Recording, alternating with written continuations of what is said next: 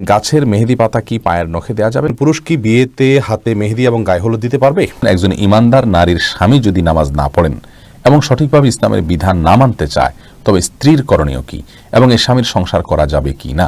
সিজদার সময় হাত কোথায় রাখা সঠিক? রুকু থেকে সোজা হয়ে দাঁড়িয়ে রব্বানা আলাকাল হামদ বলবো নাকি রব্বানা ওয়ালাকাল হামদ বলবো? কবরবাসীকে সালাম দিলে তারা কি শুনেন এবং উত্তর দেন?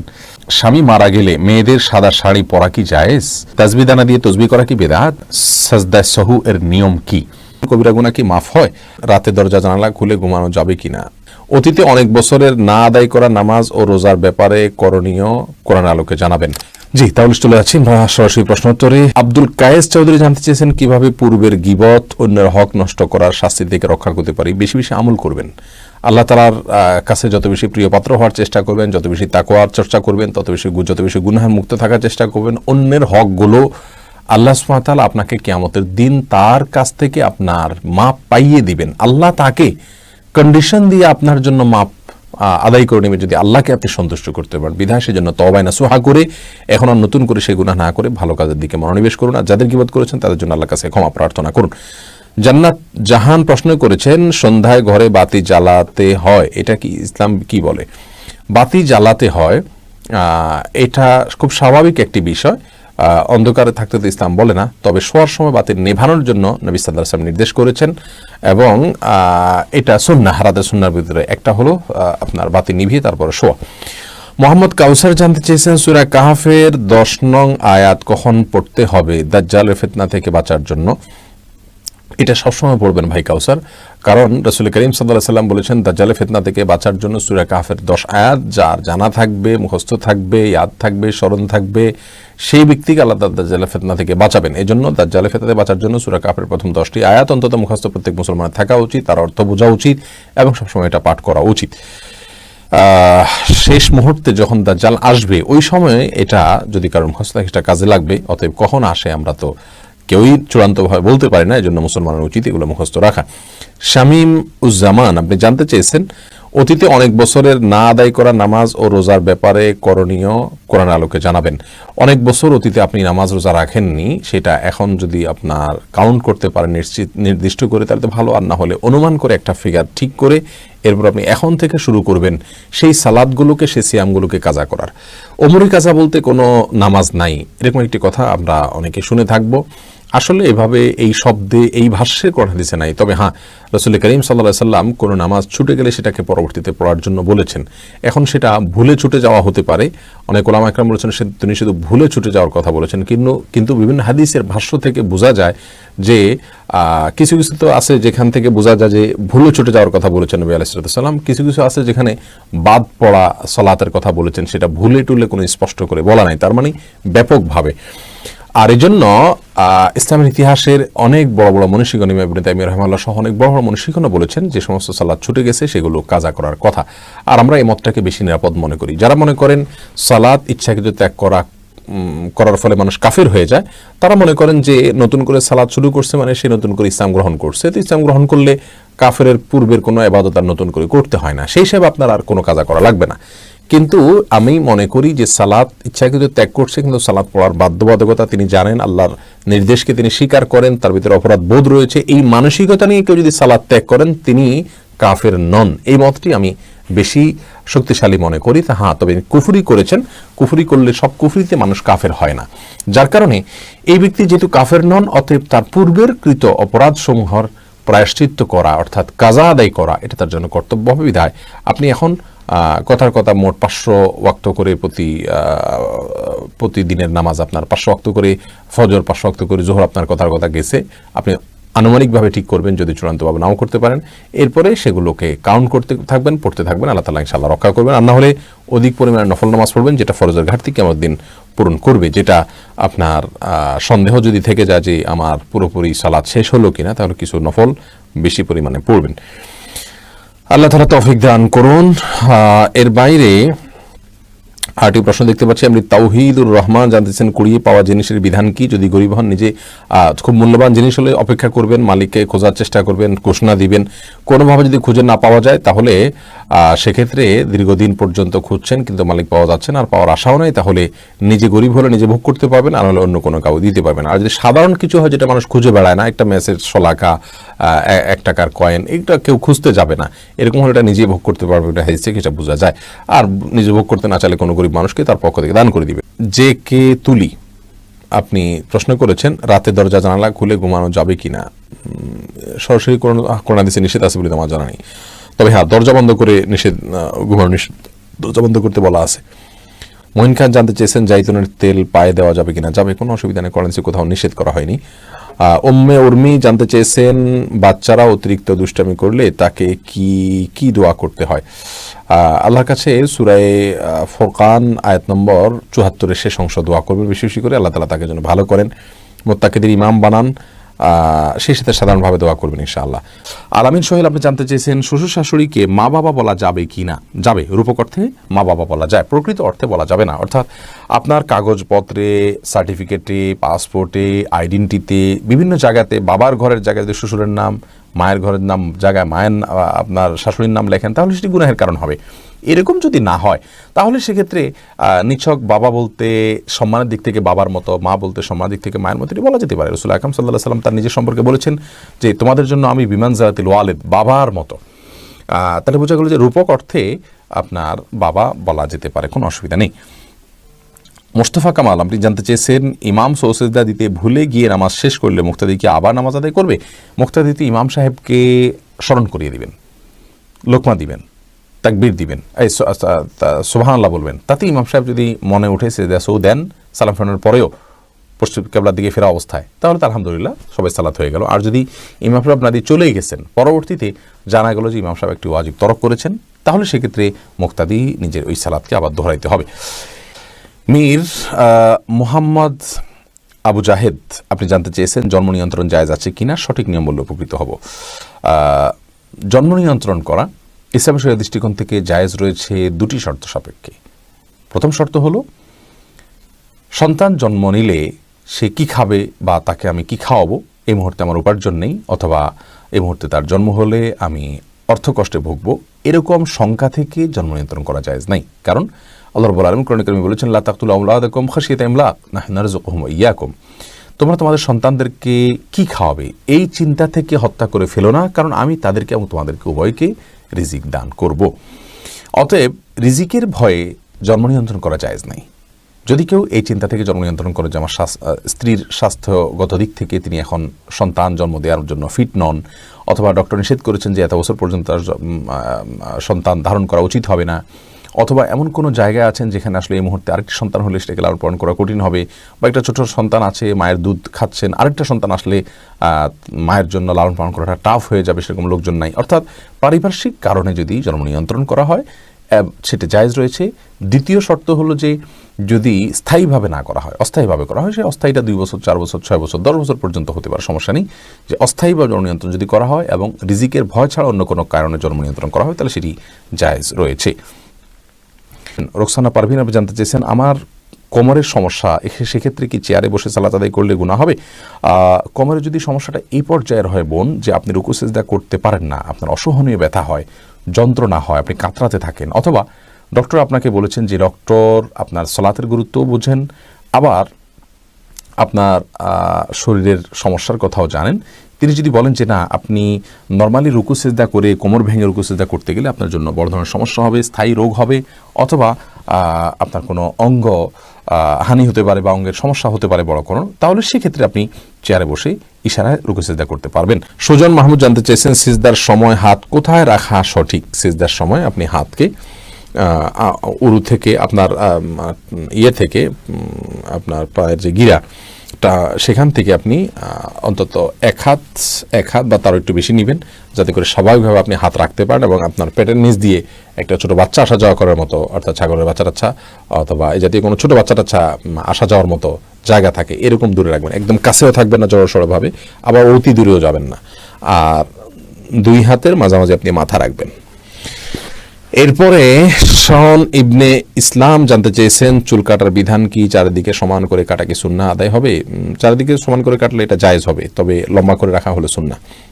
আর এবড়ো তেবড়ো করে কোথাও বড় কোথাও ছোট করে রাখা গুনাহের কাজ, হাদিসে স্পষ্ট নিষেধ আছে। তানিম সুলতানা জানতেছেন মহিলার পিরিয়ড অবস্থায় নবীর জন্য দুরূদ পড়তে পারে কিনা? পারবে। যে ইস শিমুল জানতেছেন জামা পড়া অবস্থায় পুরুষেরা কি নাভির নিচে প্যান্ট পরতে পারবে কিনা? নাভির নিচে প্যান্ট পরতে পারবে যদি উপরে জামা থাকে, কোনো অসুবিধা নেই। টিপু সুলতান জানতে চেয়েছেন কবিরা গুনাহ কি মাফ হয়? হ্যাঁ, আল্লাহ তাআলার কাছে তওবা করলে, ক্ষমা চাইলে অবশ্যই আপনি ফিরে আসলে এবং লজ্জিত হলে আর কখনো করবেন না বলে প্রতিজ্ঞা করলে ইনশাআল্লাহ তাআলা মাফ করবেন। এরপরে প্রশ্ন করেছেন ফারজানা হুসাইন, সাজদা সাহু এর নিয়ম কি? বোন ফারজানা, সিজদা সাহু নিয়ে বিস্তারিত আলোচনা রয়েছে। সিজদা সাহুর ক্ষেত্রে আমাদের দেশে ওলামায়ে কেরাম যেভাবে সিজদা সাহুর কথা বলে থাকেন, অর্থাৎ হানাফি মাযহাবের ওলামায়ে কেরাম যেই দৃষ্টিভঙ্গিতে সিজদা সাহুর ক্ষেত্রে যে দৃষ্টিভঙ্গি রাখেন সেটা হলো যে আমাদের যদি কোনো ওয়াজিব তরক হয় অথবা সিজদা সাহু দেওয়ার মতো কোনো বিষয় হয়, তাহলে সেক্ষেত্রে আমরা একদিকে সালাম ফিরিয়ে তারপরে আমরা দুইটা সিজদা করে উঠে আবার আত্তাহিয়াতু দুরূদ পড়ে তারপর আমরা সালাম ফেরাবো। আর এর বাইরে এরাবেন স্কলাররা আরও একটি পদ্ধতির কথা বলেন, আর সেটি হলো যে সরাসরি সিজদায় গিয়ে উঠে তারপর আমরা দুই দিক সালাম ফেরাবো, দ্বিতীয়বার আত্তাহিয়াতু আর পড়বো না।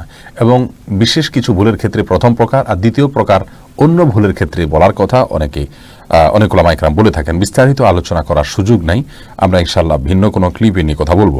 এমনি শরীফুদ্দিন জানতে চেয়েছেন যতবার কালিমা পড়া হয় ততবার কি ঈমান নবায়ন হয়? ভাই শরীফুদ্দিন, আসলে কালিমা পড়ার সাথে ঈমান নবায়নের সম্পর্ক নাই। ঈমান নবায়ন হলো আপনি আপনার ভেতর থেকে আল্লাহ সুবহানাহু ওয়া তাআলার প্রতি আস্থা, ভালোবাসা, আল্লাহ সুবহানাহু ওয়া তাআলার প্রতি ভরসা, আপনি ভেতর থেকে আল্লাহ সুবহানাহু ওয়া তাআলার তাওহীদ বা একত্ববাদের বিষয়ে আপনি স্বীকারোক্তি দিচ্ছেন কিনা, সেই মানসিকতা নিয়ে যদি আপনি কালিমা পড়েন তাহলে অবশ্যই সেটা ঈমানের নবায়ন হবে ইনশাআল্লাহ বিইذনিল্লাহ। এরপরে নিউ কাটার এআইডি থেকে প্রশ্ন করা হচ্ছে স্বামী মারা গেলে মেয়েদের সাদা শাড়ি পরা কি জায়েজ? মেয়েদের স্বামী মারা গেলে সাদা শাড়ি আর কালো শাড়ি এরকম কোনো কিছু পরার ক্ষেত্রে ইসলামী শরিয়াত কোনো নির্দেশনা দেয় না। ইসলামী শরিয়া বলে কোনো স্ত্রী লোক তার স্বামী যদি মারা যান তাহলে 4 মাস 10 দিন পর্যন্ত তিনি শোক পালন করবেন, আর শোক পালনের অংশ হিসাবে তিনি খুব বেশি সাজসজ্জা করবেন না, গহনাগাতি ইত্যাদি ব্যবহার করবেন না, স্বাভাবিকভাবে চলবেন। সাদাই পড়তে হবে এরকম কোনো কথা নেই। সচরাচর তিনি বেড়াতে গেলে বা কোনো অনুষ্ঠানে গেলে, কোনো মেহমান অতিথি আসলে তখন যে পোশাকগুলো পরেন এরকম কোনো পোশাক পরবেন না, বাস এটাই হলো সবচেয়ে গুরুত্বপূর্ণ বিষয়। কিন্তু এর বাইরে তাকে বিশেষ কোনো কালারের কাপড় পরতে হবে, সাদা পরতে হবে এমন কোনো বাধ্যবাধকতা ইসলামী শরীয়তে নেই। এরপরে প্রশ্ন করেছেন মঞ্জুরা পারভিন, আপনি প্রশ্ন করেছেন রুকু থেকে সোজা হয়ে দাঁড়িয়ে রব্বানা আলাকাল হামদ বলবো নাকি রব্বানা ওয়ালাকাল হামদ বলবো? দুইটাই বিশুদ্ধ হাদিস দ্বারা প্রমাণিত, বরং কোনো কোনো বর্ণায় আল্লাহুম্মা রব্বানা আলাকাল হামদ, আল্লাহুম্মা রব্বানা ওয়ালাকাল হামদ এরকমও আছে, যার কারণে আপনি যে কোনোটা পড়েন তাতে আপনার সালাত আদায় হয়ে যাবে, সুন্নাহ আদায় হয়ে যাবে, যেহেতু সবগুলোই হাদিস দ্বারা প্রমাণিত। আর কাসরাতুল মাবানি তাদুল্লু আলা কাসরাতিল মাআনি, এই মূলনীতির আলোকে আপনি রব্বানা ওয়ালাকাল হামদ যদি পড়েন অথবা আল্লাহুম্মা রব্বানা ওয়ালাকাল হামদ যদি পড়েন তাহলে সেটা বেশি ভালো। তানজিনা তাহমিন নিপু, আপনি জানতে চেয়েছেন একজন ইমানদার নারীর স্বামী যদি নামাজ না পড়েন এবং সঠিকভাবে ইসলামের বিধান না মানতে চায় তবে স্ত্রীর করণীয় কি এবং এই স্বামীর সংসার করা যাবে কি না? বোন তানজিনা তাহমিন, আপনাকে বলবো ইমানদার নারীর স্বামী যদি নামাজ না পড়েন তাহলে তিনি তাকে বোঝাবেন, ভালোবাসা দিয়ে অন্য যে কোনোভাবে তাকে বুঝিয়ে সালাতের পথে আনার চেষ্টা করবেন। যদি কোনোভাবে সেটা করতে না পারেন অন্যকে দিয়ে বোঝাবেন, তিনি যদি এটা করে না সফল না হন অন্যকে দিয়ে বোঝাবেন। একজন স্ত্রী চাইলে স্বামীর কাছ থেকে অনেক কিছু আদায় করতে পারেন, এটাই হলো স্বাভাবিকতা। যদি কখনো এর ব্যতিক্রম হয়, ভিন্ন কিছু হয়, অর্থাৎ স্ত্রী তার স্বামীকে কোনোভাবে ম্যানেজ করতে না পারেন, তার স্বামীকে যদি বোঝাতে না পারেন, তাহলে সেক্ষেত্রে আপনার বিকল্প হবে তার জন্য আল্লাহ সুবহানাহু ওয়া তাআলার কাছে সবর করা, ধৈর্য ধারণ করা। কারণ হলো তার সংশোধনের করে তাকে সংশোধন করে ফেলা এটা স্ত্রীর ক্ষমতার বাইরে। আল্লাহ সুবহানাহু ওয়া তাআলার কাছে হেদায়েত, তিনি হেদায়েতের মালিক। এই স্বামী সংসার করতে পারবেন কিনা? আমি আপনাকে বলবো অবশ্যই সংসার করবেন যদি তিনি ইমানদার হয়ে থাকেন, যদি সালাতের আবশ্যকতাকে তিনি স্বীকার করেন, তিনি যদি সালাতকে তিনি তাচ্ছিল্য না করেন, সালাতকে অস্বীকার না করেন, তাহলে সেক্ষেত্রে তার সংসার আপনি করতে পারবেন, কারণ তাকে আমরা কাফের মনে করি না। যদিও অনেক ওলামায়ে কেরাম সালাত ত্যাগকারীকে মানে গণহারে বা পাইকারিভাবে কাফের বলে থাকেন, তাদের মতে আপনার জন্য স্বামীর সংসার করা ঠিক হবে না। এরপরে মাহমুদুল হক ভূঁইয়া আপনি জানতে চেয়েছেন কবরবাসীকে সালাম দিলে তারা কি শোনেন এবং উত্তর দেন। মাহমুদুল হক ভূঁইয়া, আপনার প্রশ্ন উত্তরে বলবো কবরবাসীকে সালাম দিবেন আপনি, তবে কবরবাসীরা আমাদের কথা শুনতে পান কি না এ বিষয় নিয়ে ওলামাদের মতপার্থক্য রয়েছে। অনেক ওলামা বলেন যে শুনতে পান না, তাদের দলিল হলো আল্লাহ সুবহানাহু ওয়া তাআলা কোরআন কারীমে বলেছেন ওমা আনতা বিমুসমিআইন মান ফিল কুবুর, যারা কবরবাসী তাদেরকে আপনি শোনাতে পারবেন না, অর্থাৎ তাদেরকে শোনানোর ক্ষমতা আপনার নাই। আর যারা বলেন যে না ওনারা শুনতে পান, তাদেরও অনেকগুলো দলিল, অনেকগুলো কোরআন হাদিসের সূত্র রয়েছে। মাইনুদ্দিন প্রশ্ন করেছেন রুকু থেকে সোজা হয়ে কতখানি সময় দেরিতে দাঁড়িয়ে থাকতে হয়, দয়া করে জানাবেন। দেখুন, রুকু থেকে সোজা হয়ে আমরা কমপক্ষে একবার তাসবিহ পড়া পরিমাণ, সুবহানাল্লাহ বলা সমপরিমাণ আমাদেরকে দাঁড়াতে হবে। স্বাভাবিকভাবে সুবহানাল্লাহ বলতে যত সময় লাগে, দাঁড়িয়ে সোজা হয়ে কমপক্ষে এতটুকু সময় দাঁড়াতে হবে। আমরা অনেকে মনে করি দাঁড়িয়েই চলে যেতে পারবো না, আমি সোজা হয়ে দাঁড়ানোর পরে অন্তত অপেক্ষা করতে হবে সুবহানাল্লাহ বলতে যে পরিমাণ সময় লাগে কমপক্ষে এতটুকু, এরপরে আপনি সেজদা যাবেন। এরপরে প্রশ্ন দেখতে পাচ্ছি রেজাউল করিম, আপনি প্রশ্ন করেছেন ইমাম যখন নামাজ শুরু করে দেয় তখন মুক্তাদির কি এ অবস্থায় সানা আউযুবিল্লাহ বিসমিল্লাহ পড়তে হয় কিনা। ভাই রেজাউল করিম, ইমাম যখন সালাত শুরু করে দিবেন তখন আপনাকে আউযুবিল্লাহ বিসমিল্লাহ আপনি পড়বেন না, বরং ইমামের কেরাত আপনি শুনবেন যদি ইমাম তেলাওয়াত শুরু করে দেন তাহলে সেক্ষেত্রে। আর ইমাম যদি কেরাত শুরু না করেন, মাত্র ইমামের সাথে আপনি যোগ দিয়েছেন, তাহলে সেক্ষেত্রে আপনি সুবহানাকাল্লাহ বা দোয়া ইস্তিফতাহ যেগুলো আছে সেগুলো পড়বেন, সালাত শুরুর দোয়া সানা পড়বেন, কিন্তু আউযুবিল্লাহ বিসমিল্লাহ পড়বেন কিনা অনেকে বলেছেন পড়বেন না, কারণ আপনার আউযুবিল্লাহ বিসমিল্লাহ এটা মূলত সূরা তেলাওয়াতের অংশ হিসাবে পড়তে হয়। যদি জাহরি সালাত হয়, ইমাম যেহেতু পড়ছেন অতএব আপনি শুনবেন।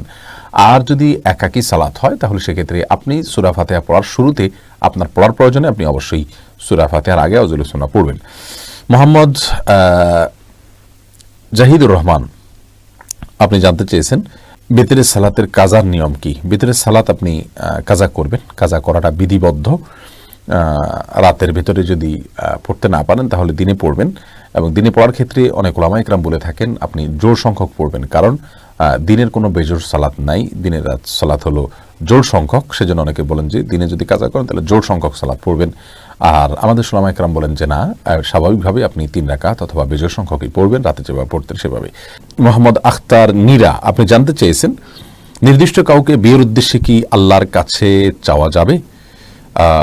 বোন মাহমুদা আখতার নীরা, নির্দিষ্ট কাউকে বিয়ে করা এটা আল্লাহর কাছে চাওয়া যেতেই পারে, আল্লাহ আমার অমুককে ভালো লাগে আপনি তাকে আমার সঙ্গে বিয়ে দিন, তবে এই বিয়ের আগে অন্য কাউকে পছন্দ করে নির্দিষ্ট করে তাকে চাওয়া এটা কোনো অর্থবহ চাওয়া নয়, এই দোয়াটা কোনো শুদ্ধ দোয়া নয়, নিষিদ্ধ নয় এতটুকু বলবো, কিন্তু খুব বেশি প্রশংসনীয় দোয়া নয়, ভালো দোয়া নয়। তার কারণ হলো আপনি যাকে চাচ্ছেন আপনি নির্দিষ্ট যদি করে নেন যে তাকে নিয়ে আপনি ঘর করবেন, তাহলে সেক্ষেত্রে তার ভালো হওয়া মন্দ হওয়ার দায় দায়িত্ব কিন্তু আপনার উপরে।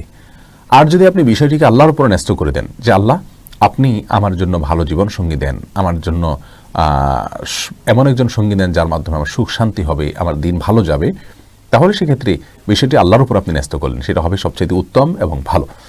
ওটাই হলো সুন্নাহসম্মত দোয়ার স্টাইল। এরপরে আসুন, মোহাম্মদ আশরাফুল খান প্রশ্ন করেছেন ইমাম শেষ বৈঠকে থাকার সময় যদি কোনো মুসল্লির অজু ভেঙে যায় এর বিধান কি। ভাই মোহাম্মদ আশরাফুল খান, ইমাম শেষ বৈঠকে থাকার সময় যদি আপনার অজু ভেঙে যায়, এখন যদি ইমাম সালাম ফেরাননি, তাহলে সেক্ষেত্রে আপনি ওই অবস্থায় সালাত ছেড়ে চলে যাবেন, যে আপনি অজু করবেন, অজু করে ফিরে এসে বসে দুরুদ বা আত্তাহিয়াতু পড়ার যদি কোনো অংশ বাকি থেকে থাকে আপনার, তাহলে সেটা পরিপূর্ণ করে এরপর সালাম ফিরাবেন একাকী, ততক্ষণ ইমাম তো সালাম ফিরিয়ে ফেলবেন, আপনি বসে একাকী সালাম ফিরিয়ে ফেলবেন, তাতে আপনার সালাত হয়ে যাবে ইনশাআল্লাহ বিইذনিল্লাহ। এরপরে জান্নাত জাহান আপনি জানতে চেয়েছেন নামাজ শেষ করে শুয়ে শুয়ে সূরা মুলক বা সকাল সন্ধ্যার দোয়া বা জিকির করা যাবে কিনা। করা যাবে বোন, আল্লাহ সুবহানাহু ওয়া তাআলা কোরআনে কারীমে স্পষ্ট করে বলেছেন আল্লাযীনা ইয়াযকুরুনাল্লাহা কিয়ামান ওয়া কুউদান ওয়া আলা জুনুবিহিম, যারা দাঁড়িয়ে বসে শুয়ে সর্বাবস্থা আল্লাহ তাআলার জিকির করে স্মরণ করে, অতএব আল্লাহ তাআলার জিকির বা স্মরণ এগুলো যে কোনো অবস্থা আপনি করতে পারেন, আপনার মনে কোনো অবজ্ঞা থেকে তো আপনি আর করছেন না, অতএব এটি জায়েজ হবে ইনশাআল্লাহ বিইذনিল্লাহ, কোরআন হাদিসে কোথাও নিষেধ নাই। এরপরে আহলিয়া ইমন আপনি এআইডি থেকে জানতে চেয়েছেন নামাজের সূরার ধারাবাহিকতা না রাখলে গুনাহ হবে কিনা। অনেক সময় ধারাবাহিকভাবে সূরা পারি না বা মনে থাকে না, এক্ষেত্রে করণীয় কি। বোন, সালাতের মধ্যে সূরার ধারাবাহিকতা এটা উত্তম কাজ, ভালো কাজ, সুন্নাহ, এটা করা উচিত। কোনো কারণে যদি ধারাবাহিকতা লঙ্ঘিত হয়ে যায় সালাত হয়ে যাবে, এর কারণে বড় কোনো গুনাহ হবে না। তবে চেষ্টা করা উচিত আপ্রাণভাবে যেন ধারাবাহিকতা ক্ষুণ্ণ না হয়। এমডি শফিক আপনি জানতে চেয়েছেন তাসবিহ দানা দিয়ে তসবিহ করা কি বেদাত? ভাই শফিক, এটাকে আমরা বেদাত বলি না। অনেক ওলামা ইকরাম বেদাত বলেন। তারা বলে থাকেন যে বিভিন্ন হাদিসে আঙ্গুলের করে তাসবিহ গণার ফজিলত বা গুরুত্বারোপ এর বর্ণনা বা বিবরণ পরোক্ষভাবে বোঝা যায়। বিশেষ করে কি আমাদের দিন এগুলো জলজল করে জ্বলতে থাকবে বা উজ্জ্বল আলো দিবে, এরকম বর্ণনা পাওয়া যায়। তো তাসবিহ দানা তো এই হাদিসকে অ্যাভয়েড করাই হয়, বিধায় এটাকে অনেকে বিদআত বলে থাকেন। আমরা এটাকে বিদআত এই জন্য বলি না যে তাসবিহ দানা ব্যবহার করাকে আলাদা সুন্নাহ, আলাদা মুস্তাহাব, আলাদা ফজিলতপূর্ণ, আলাদা আমল এরকমটি কেউ মনে করেন বলে আমাদের জানা নেই। যেহেতু এরকমটি কেউ মনে করেন না, তাহলে তাসবিহ দানা ব্যবহার করাকে আমরা বিদআত বলতে পারি না। বরং তাসবিহ দানা বিদআত ব্যবহার করা এটা ওই ব্যক্তির জন্য বিধেয় যে ব্যক্তি 100 বার বা বেশি সংখ্যক তাসবিহর যে সংখ্যাগুলো সেগুলো আঙ্গুলে করে গুনে তিনি মনে রাখতে পারেন না, এরকম যদি হয় তাহলে সেক্ষেত্রে তার জন্য এটা বিধেয়। তবে উত্তম হবে সর্বাবস্থায় আঙ্গুলে করে গণনা করা। তাছাড়া কোনো সালাফ থেকে বিভিন্ন বিচি ইত্যাদিকে তাসবিহর গণনার ক্ষেত্রে ব্যবহার করার কথা বর্ণনা পাওয়া যায়, কিন্তু আঙ্গুলের কর এটার বর্ণনা, এটার তাসবিহ গণনা করার কথা যেহেতু হাদিস থেকে পাওয়া যায় সরাসরি, সেজন্য আমরা সেটাকে অগ্রাধিকার দেওয়াটাই উত্তম হবে, কিন্তু আমরা ওইটাকে বিদআত বলবো না। তবে হ্যাঁ, তাসবিহ ব্যবহারকে আলাদা একটা ইবাদত বা সওয়াব বা ওইটাতে গুনলে সওয়াব হবে বা ওইটাতে গোনা উত্তম বা ওইটাতে গণনা করা নিয়ম, এরকম যদি কেউ মনে করে তাহলে সেটি বিদআত হতে পারে। হালিমা বেগম জানতে চেয়েছেন গাছের মেহেদি পাতা কি পায়ের নখে দেওয়া যাবে? কোনো অসুবিধা নেই। অনেকে মনে করেন যে মেহেদি পাতা পায়ে দেওয়া যাবে না, যেটি দাড়িতে দিতে হয়, চুলে দিতে হয়, এমন কোনো কথা নেই। তেলও তো দাড়িতে চুলেতে দিতে হয়, পানিও তো আমরা মাথায় দিই, সেটা আবার পায়েও দিই। অতএব এটা কোনো কথা নেই, এমন কোনো কথা নেই যে মেহেদি পাতা পায়ে দেওয়া যাবে না, নখে দেওয়া যাবে না। মাহমুদ হাসান জানতে চেয়েছেন নবজাতক বাচ্চার মাথার চুল ফেরানোর ব্যাপারে ফতোয়া কি? হ্যাঁ ভাই মাহমুদ হাসান, বিভিন্ন হাদিস দ্বারা প্রমাণ হয় নবজাতক বাচ্চার মাথার চুল এটা ফেলানো সুন্নাহ। যদি তার স্বাস্থ্যগত কোনো সমস্যা না থাকে তাহলে এটা ফেলবেন, কোনো জরুরি কোনো কিছু না, ফেললে ভালো হয়। এবং ফেলার পরে ওই চুল পরিমাণ স্বর্ণ অথবা রূপা আল্লাহর রাহে দান করবেন। রূপা দান করলে 20, 25, 30 টাকার বেশি হয় না সাধারণত, বাচ্চাদের চুলের ওজন অনেক কম হয়। এটা দান করলে ইনশাআল্লাহ বিদিনিল্লাহ আমরা সওয়াব পাবো। এমনি সোহাগার ইসলাম জানতে চেয়েছেন 4 রাকাত সুন্নাত নামাজে প্রত্যেক রাকাতে সূরা ফাতিহার পর কি সূরা মিলাতে হবে? সুন্নাত নামাজ হলে প্রত্যেক রাকাতে মিলাবেন। আরিফিন আহমেদ সাগর আপনি জানতে চেয়েছেন চিংড়ি মাছ খাওয়া জায়েজ হবে কিনা? জি, চিংড়ি মাছ খাওয়া জায়েজ আছে। এটাকে একসময় আলেমরা মাকরুহ বলতেন, এখন কেউই এটাকে আর মাকরুহ বলেন না, কারণ এটিও এক প্রকারের মাছ, যার কারণে এটি সম্পূর্ণ জায়েজ এবং হালাল। এরপরে মাহমুদ শাওন আপনি জানতে চেয়েছেন নিজেকে হিংসামুক্ত রাখার উপায় ও দোয়া নিয়ে কি আমল আছে? হিংসামুক্ত রাখার অনেকগুলো উপায়ের ভিতরে একটা হলো আল্লাহ সুবহানাহু ওয়া তাআলার প্রতি ঈমানকে মজবুত করা। মানুষ হিংসা করে অন্যের প্রতি যখনই আল্লাহ সুবহানাহু ওয়া তাআলার ফয়সালায় ওই ব্যক্তি কল্যাণ লাভ করেছেন এটি তিনি ভালো করে রপ্ত করতে না পারেন, তখনই তার প্রতি হিংসা হয়। আর আমার নসিবে যা আসবে তা কেউ খণ্ডাতে পারবে না, আর যেটা আসবে না সেটা কেউ দিতে পারবে না, এটিও আমরা ভালো করে রপ্ত না করতে পারার কারণে হিংসা হয় অন্যের প্রতি। আর তৃতীয়ত আল্লাহ তাআলার ফয়সালা, আল্লাহ তাআলার দান, সেটাতে আমরা সন্তুষ্ট হওয়া, এটা ঈমানের জন্য গুরুত্বপূর্ণ একটি বিষয়। এটা আমাদের না থাকার কারণেও কিন্তু আমাদের মধ্যে হিংসা দেখা দেয়। এই বিষয়গুলো খেয়াল করতে হবে। আর যার প্রতি হিংসা হয় তাকে বরং অতিরিক্ত তার জন্য দোয়া করবেন, তার অগোচরে দেখবেন তার প্রতি আপনার হিংসাটা কেটে যাবে। তার জন্য আরও বেশি কল্যাণ আপনার কাছে আল্লাহর কাছে চাইবেন, মনের বিরুদ্ধে গিয়ে আপনি একটু নিজের বিরুদ্ধে যুদ্ধ করে হলেও এটা করবেন, ইনশাআল্লাহ হিংসা কমে যাবে। আল্লাহ তাআলা রহম করুন আমাদেরকে। এমডি সজীব খান জানতে চেয়েছেন নামাজে আরবি নিয়ত না করে বাংলা নিয়ত করলে কি কোনো সমস্যা হবে না? তো ভাই সজীব, নিয়ত তো অন্তরের বিষয়, ইচ্ছা করা, সেখানে মুখে কোনো কিছু উচ্চারণ করা এটা সালাতের জন্য কোনো জরুরি কোনো বিষয় নয়, সুন্নাহ বা আবশ্যক কোনো বিষয় নয়। অনেক উলামায়ে কেরাম এটাকে মুস্তাহাব বলেছেন, কিন্তু কোরআন হাদিসের কোথাও সালাত শুরু করার আগে মুখ থেকে কোনো কিছু উল্লেখ করে নিজের ইচ্ছার বিষয়টিকে জানান দেওয়া এরকম কোনো বর্ণনা কোনো হাদিস থেকে পাওয়া যায় না। যার কারণে আপনি কি সালাত পড়ছেন মনে মনে আপনি যদি সেই বিষয়টিকে ফিক্স করতে পারেন এবং আপনার যদি নিয়তের বিষয়টা আপনার কাছে ক্লিয়ার থাকে, তাহলে ইনশাআল্লাহ বিদিনিল্লাহ আপনার সালাত হয়ে যাবে। আপনার মুখ দ্বারা আলাদা কোনো কিছু আপনাকে বলতে হবে না। মোহাম্মদ ইয়াসিন জানতে চেয়েছেন ওযু ছাড়া কোরআন মাজিদ ধরা যাবে কিনা? ভাই, ওযু ছাড়া কোরআন মাজিদ ধরা যাবে না, এটাই হলো বিশুদ্ধতম মত। যদিও কোনো আলেমরা বা কোনো মানুষ বলে থাকেন ওযু ছাড়া কোরআন স্পর্শ করা যাবে, বিশেষ করে যারা হাদিসকে অস্বীকার করেন তারা এই মতটাকে খুব জোরে সোরে বলেন যে ওযু ছাড়া কোরআন ধরা যাবে। কিউআরএফ বা কোরআন রিসার্চ ফাউন্ডেশন এর অনুসারীরা এই মতটিকে খুব বেশি করে প্রচার করেন। তাদের অনেক বক্তা বেশ জনপ্রিয় আছেন অনেকেই, তারা মাহফিলগুলোতে এটা বলে বেড়াচ্ছেন যে ওযু ছাড়া কোরআন স্পর্শ করা যায়। কোরআন স্পর্শ করা নিষেধ অজু ছাড়া এর একমাত্র দলিল লায়ামসুল্লার মতো হারুন নয়, বরং এর বাইরে বিভিন্ন আসার আছে, বিশুদ্ধ সূত্রে বর্ণিত বিভিন্ন হাদিস আছে, যেগুলো দ্বারা প্রমাণিত হয় অজু ছাড়া বিনা অজুতে কোরআন স্পর্শ করা নিষিদ্ধ। অতএব শুধুমাত্র কোরআন নয়, বরং হাদিস ও ইসলাম শরিয়ার দলিল, সেই ভিত্তিতে আমরা বলবো অজু ছাড়া কোরআন স্পর্শ করা যায় না। এই মতটি শক্তিশালী এবং গ্রহণযোগ্য, এটাই সংখ্যাগরিষ্ঠ আমাদের মত।